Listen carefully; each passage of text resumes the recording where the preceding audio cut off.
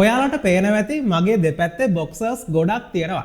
ඉතින් මේ බොක්සර්ස් දකින්නකොටම ඔයාලට අයිඩියා එකක් ඇති අද වීඩියෝ එකෙන් මම මොකද්ද කරන්න යන්නේ කියලා.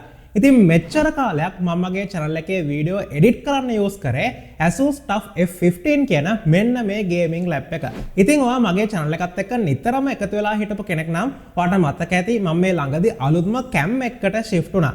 ඉතින් මගේ අලුත්ම cam එකෙන් මට කෙලින්ම ඔයාලට 4K වීඩියෝස් දෙන්න පුළුවන්. නමුත් මං ගන්න 4K වීඩියෝස් මං ගාව තිබුණ මේ ලැප් එකෙන් එඩිට් කරන්න යනකොට පුංචි ගැටලුවක් ආවා. ඒ තමයි මේක රෙන්ඩර් වෙන්න සෑහෙන වෙලාවක් යනවා. ඒ වගේම පොඩ ලැග් වෙනවත් මට බලා ගන්න පුළුවන් වුණා. අන්න ඒ නිසා ලොකු කාලයක් තිස්සේ මගේ ඔළුවේ අයිඩියා එකක් තිබුණා ඉක්මනටම ගේමින් PC එකක් බිල්ඩ් කරන්න ඕනේ කියලා. ඔන්න ඉතින් අද තමයි දවස. අද වීඩියෝ එකෙන් මම ලෑස්ති වෙන්නේ ඔයාලත් එක්ක මගේ PC එක බිල්ඩ් කරන්න. ඉතින් මුලින්ම කියන්න ඕනේ මම නුවර කෙනෙක් නිසා මට නුවර අවටින්ම තමයි මගේ PC එක බිල්ඩ් කරන්න ඕනේ කියලා හිතුනේ. අන්න ඒ නිසා මම බැලුවා නුවර අවට PC එකක් බිල්ඩ් කරන්න තියෙන හොඳ තැන් කිහිපයක්ම මේ තැන් වලින් ඔන්ලයින් කොටේෂන් අරගෙන බලනකොට මට බලා ගන්න පුළුවන් වුණා නුවරට අලුතෙන්ම උඩරට කම්පියුටර්ස් බ්‍රාන්ච් එකක් ඇවිල්ලා තියෙනවා. ඉතින් ඔන්ලයින් එයාලගේ වෙබ්සයිට් එකට ගිහිල්ලා මට ඕන අයිටම්ස් දාලා කොටේෂන් එකක් හදලා බලනකොට අනෙක් තැන් වලට වඩා මට එයාලගේ ටිකක් ප්‍රයිසස් අඩුවෙන් බලා ගන්න පුළුවන් වුණා. අන්න ඒ නිසා මම හිතුවා එයාලගේ අලුත්ම බ්‍රාන්ච් එකට ගිහිල්ලා එයාලත් එක්ක පොඩ්ඩක් කතා කරලා බලන්න.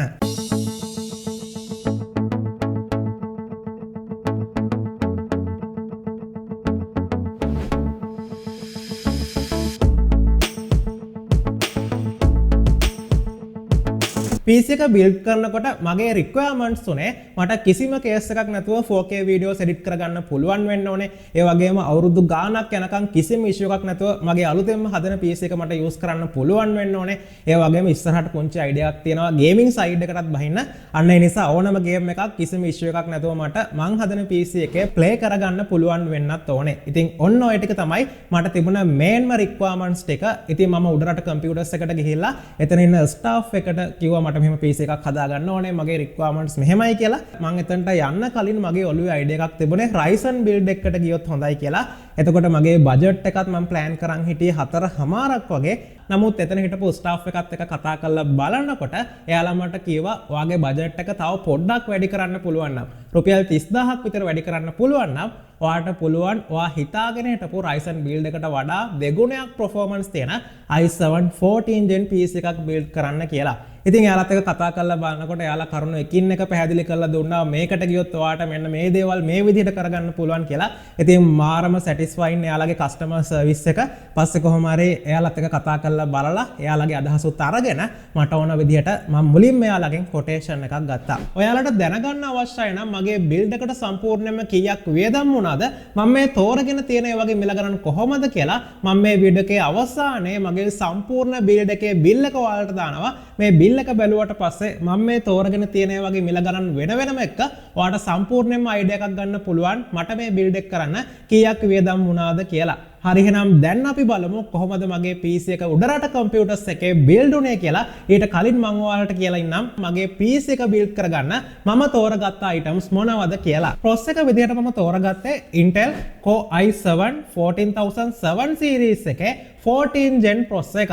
motherboard එක විදිහට MSI Z790 Gaming Plus Wi-Fi කියන මෙන්න මේ බෝඩ් එක තමයි මම තෝරගත්තේ. ඒ වගේම තමයි මම PC එක බිල්ඩ් කරනකොට ගොඩක් දේවල් MSI brand එකෙන් තමයි තෝරගත්තේ. සම්පූර්ණ බිල්ඩ් එක වගේම MSI වලින් තමයි ගියේ. ඔයාලට බලා ගන්න පුළුවන්. මම බෝඩ් එක විදිහට තෝරගත්තේ MSI brand එකේ බෝඩ් එකක්. storage එක විදිහටත් MSI brand එකෙන්ම 1TB NVMe M2 එකක් මම use කරා. ඒ වගේම මගේ බිල්ඩ් එකේ RAM එක විදිහට Corsair DDR5 32GB RAM stick එකක් මම use කරලා තියෙනවා. ඉතින් ඉස්සරහට තව අයිඩියා එකක් තියෙනවා තව 32GB RAM stick එකක් ගහන්න. අන්න ඒ නිසා තමයි කෙලින්ම 32GB RAM stick එකක් මම use කරේ. cool එක පැත්තට යනකොට මම cool එකත් MSI brand එකෙන් තමයි තෝරගෙන තියෙන්නේ.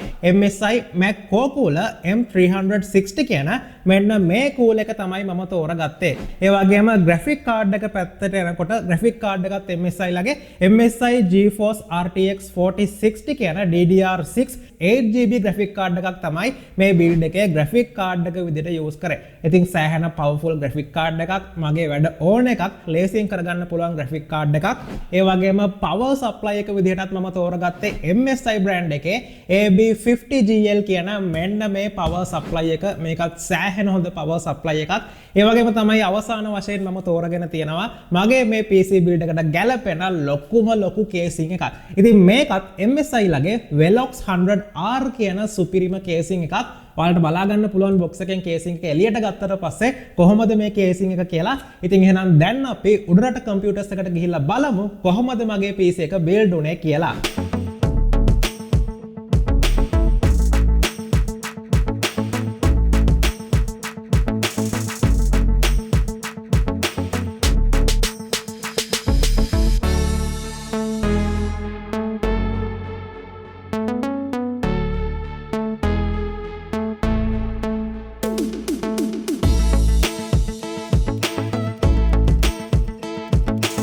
PC build කරන්න එයාලගේ වෙනම area එකක් තියෙනවා. මේ area එකට ගියොත් එහෙම ඔයාලට සැප පහසුවට sofa එකේ ඉඳගෙන PlayStation එකේ වගේ යාළුවොත් එක්ක game එකක් play කරන ගමන්ම බලාගෙන ඉන්න පුළුවන් පැත්තකින් කොහොමද ඔයාගේ PC එක හැදෙන්නේ කියලා. ඒ විතරක් නෙවෙයි උඩරට computers එකෙන් ඔයාලට අවශ්‍ය ඕනම computer part එකක් මිලදී ගන්න පුළුවන්. ඒ වගේම used iPhone, used MacBook වගේම CCTV එහෙමත් ඔයාලට මෙයාලා හරහා මිලදී ගන්න පුළුවන්.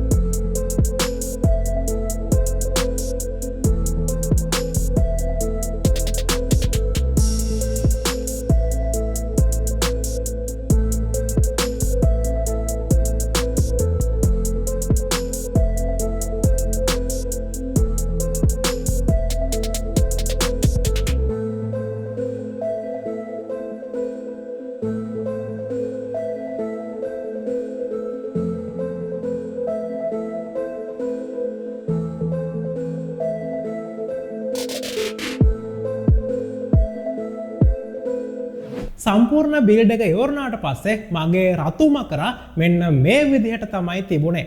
ඉතින් නුවර උඩරට කම්පියුටර්ස් එකේ ස්ටාෆ් එකට මම thank you කියලා කියන්න ඕනේ. මොකද එයාලා මාරම ෆ්‍රෙන්ඩ්ලි.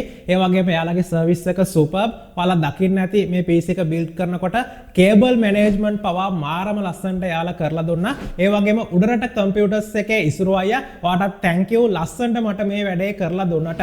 ඒ වගේම තමයි ඔයාලා උඩරට කම්පියුටර්ස් එකෙන් PC එකක් බිල්ඩ් කරනකොට ඔයාලා PC එකට තෝරගන්න items වලට වෙන වෙනම අවුරුදු 2 අවුරුදු 3 දක්වා warranty ලැබෙනවා.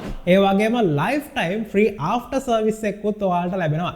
ඉතින් අවසාන වශයෙන් මම ඔයාලට මගේ බිල් එකේ ෆොටෝ එකක් දාන්නම්. පේනවා ඇති මම තෝරගෙන තියෙන items මොනවද? මේවට ලැබිලා තියෙන warranty එක කොහමද? මේ වගේ මිල ගණන් කොහමද? මේ හැම දෙයක්ම මේ බිල් එකේ තියෙනවා. ඉතින් full cost එක ගත්තොත් එහෙම මට මේ PC එක build කරන්න රුපියල් 4,82,000ක් ගියා. PC එකට විතරයි monitors ඒ වගේම UPS මම වෙනම තමයි මිලදී ගත්තේ. ඉතින් මේ සම්පූර්ණ PC එක build කරන්න තමයි මට රුපියල් 4,82,000ක් ගියේ. ඉතින් ඔයත් quality එකට ලස්සනට PC එකක් build කරන්න හිතාගෙන ඉන්නවා නම් අනිවාර්යයෙන්ම නුවර තියෙන අලුත්ම උඩරට කම්පියුටර්ස් එකට ගිහිල්ලා පොඩ්ඩක් කතා කරලා බලන්න. ඔයාට මාරම ලස්සනට ඒ වගේම හොඳ quality එකකින් ඔයාගේ වැඩේ කරගන්න පුළුවන්. හරි එහෙනම් අද වීඩියෝ එකෙන් ඔයාලගෙන් සමු ගන්නවා. ඔයාලා හැමෝටම සුබම සුබ දවසක්.